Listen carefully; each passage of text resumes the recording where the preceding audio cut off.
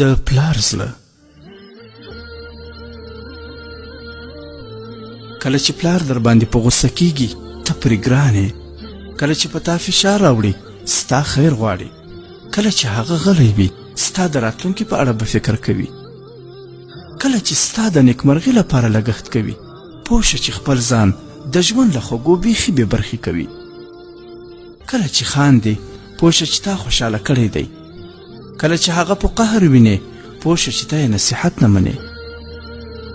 کله چې په ځان پسې د خونې دروازه بندوي پوه شه چې هغه ژاړي، کله چې له هغه سره خبرې کوي او پر هغه خپل غږ لوړوي پوه شه چې هغه وژنې، کله چې ځان سرګردانه او له لاسه وتلی احساسوي پوه شه چې هغه له تا ناراضه او خواشینی دی، کله چې ولوېد وفات شو او نورې له تا سره خبرې نشوی کولی پوه شه چې یوه لویه تکیه دې له لاسه ورکړه. ځکه خو نبي علیه الصلاة والسلام فرمایي انت و مالک لابیک، ته او ستا مال هر څه ستا د پلار دی. او بله دا چې د پلار احترام کوه چې ستا اولاد ستا احترام وکړي، د پلار حکم منه تر څو خوشحاله اوسي، د پلار سختي برداشت کوه تر څو باکماله جوړ شي، د پلار خبرې په غور سره اوره تر څو الله جل جلاله تا په دنیا کې لوړ کړي، د پلار په مقابل کې په تیزۍ خبره مه کوه کنې الله جل جلاله به تا رسوا او ښکته کړي، د پلار په مخ کې نظر ښکته ساته تر څو الله جل جلاله تا په دنیا کې سرلوړی کړي. پلار یو مقدس محافظ دی کوم چې ټول ژوندون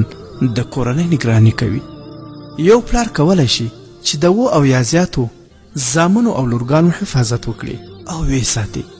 لیکن ویه له دې څخه زیات زامن او لورګانې نشي کولی چې د یو پلار حفاظت وکړي. ګرانو دوستانو راځئ چې پلار ته ډالۍ د همت بدري صاحب یو شعر واورو. پلاره بې امسایه مه غورځېږمه،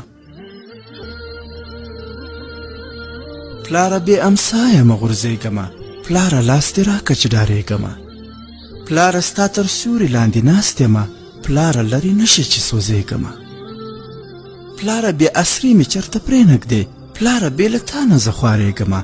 پلاره زه که څومره ستر سړی شمه، پلاره زه له تا نه قربانېږمه، پلاره په دعا دې پسرلی شومه، پلاره بې دعا دې خزانېږمه، پلاره خدای دې دواړه دنیا رونې کړه، پلاره زه دې شمه یم بلېږمه،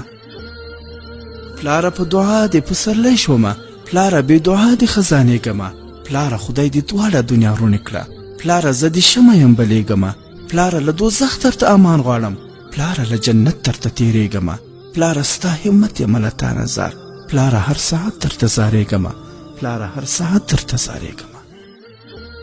پلاره خدای دې دواړه دنیا رونې کړه، پلاره زه دې شمه یم بلېږمه، پلاره له دوزخ درته امان غواړم، پلاره له جنت درته تېرېږمه، پلاره ستا همت یمه له تا نظر، پلاره هر ساعت درته زارېږمه، پلاره هر ساعت درته زارېږمه.